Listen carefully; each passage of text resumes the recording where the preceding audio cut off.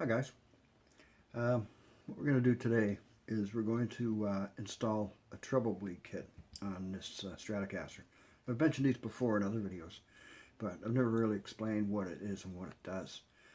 What a treble bleed does is that it's attached to your volume pot, like this one, and you'll notice that one lug is soldered to ground, which is the way it should be. And you got two free lugs. One will be for the pickup, and the other one will go to the input jack. So what you do is you take this kit that we're going to make with a resistor and a capacitor wired in series, and you put one lug on each of these. So when you turn down the volume will turn down, but some of the high end, the treble, will get recycled back into the circuit, so you don't lose your treble. Don't ask me about the physics or how it works or any of that. I don't know. All I know about it is what I've read online, doing some research and stuff like that. So I don't understand the physics. I just know it works. I've got them in all my guitars. They're great.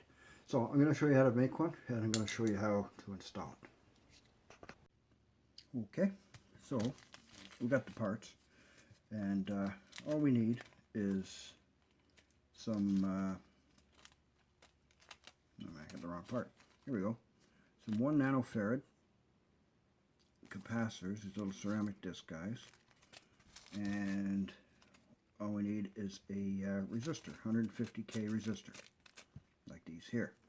These parts are dirt cheap. I found them in a little place here in Toronto called, where is it? Right there, Creatron. And you go in there, you can buy all this stuff by bulk. Not every town has a store like that, but so you can get it online. Anyway, the parts are dirt cheap. So it's a, once again, 1 nanofarad capacitor and 150k resistor. That's all we need for parts. So give me a minute to get my soldering thing warmed up, and we'll put this thing together. Okay, so what we're going to do is the capacitor and the resistor have to be wired in parallel. So in other words, series will be like this, where the signal goes through the resistor and then into the capacitor and then back out again. We don't want to do that. It has to be in parallel so that they're across each other. So the signal goes into both pieces and then back out. So that's what we want to do. So how I like to do is just spread out the capacitor a bit like this, and then simply twist the leads together like so.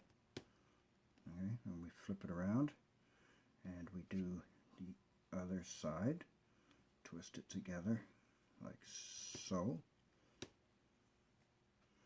and you should wind up with something that looks much like that.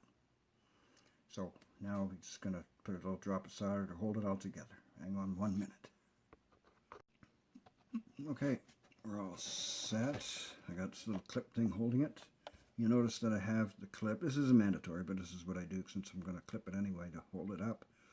Is I put the clip here in between where I'm going to solder and the components. It's called a heat sink.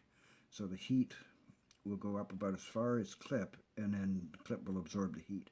So the heat doesn't go all the way down these leads and start melting your parts, which could happen. Most likely won't if you're reasonably careful with your soldering iron. So here we go. Apply a little heat to the parts.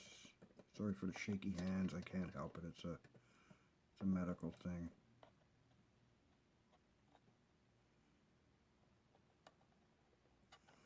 Okay, so that's that one.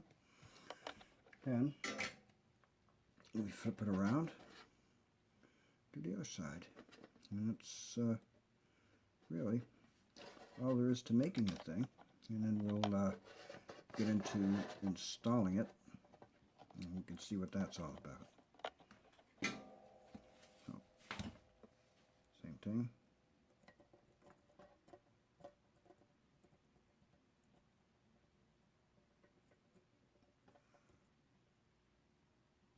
There.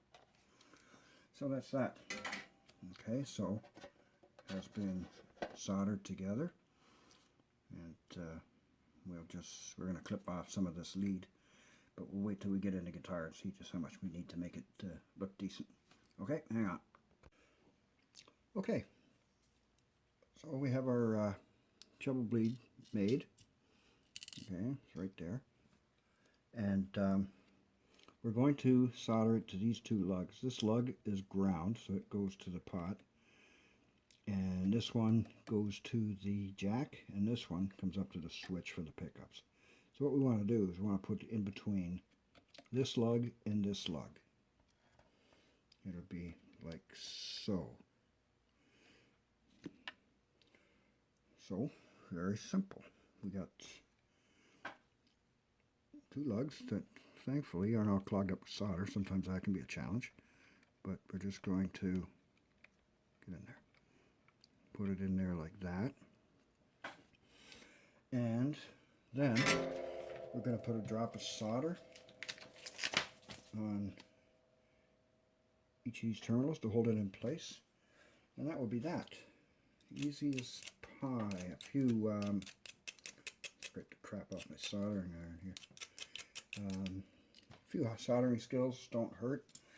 Soldering's not brain surgery. You can videos online will teach you how to do it better than me, but I'm figuring if you're watching this to this point, you probably already know how. So, I'm gonna get in there with the heat. All right, a little dab will do you. Over to the other side, same thing. Apply the heat. A little dab will do you. And there it is. Bob's your uncle. As they say, I did figure out who exactly Bob is. Okay, now we got some extraneous wire here, so I'm just going to clip this off. And right there too. Okay, and there it is. Make sure that it's not touching anything. You don't want the wires grounding out on anything, because then you'll get no signal. That's no good. So just making sure these wires are touching nothing else. You know, kind of pat it down a little bit. Don't want it sticking up too high, because you don't want it to bottom out in the guitar when you're trying to reinstall it and all that. So yeah, that's it. That is a treble bleed kit. Any questions on it? Let me know. Thanks for watching.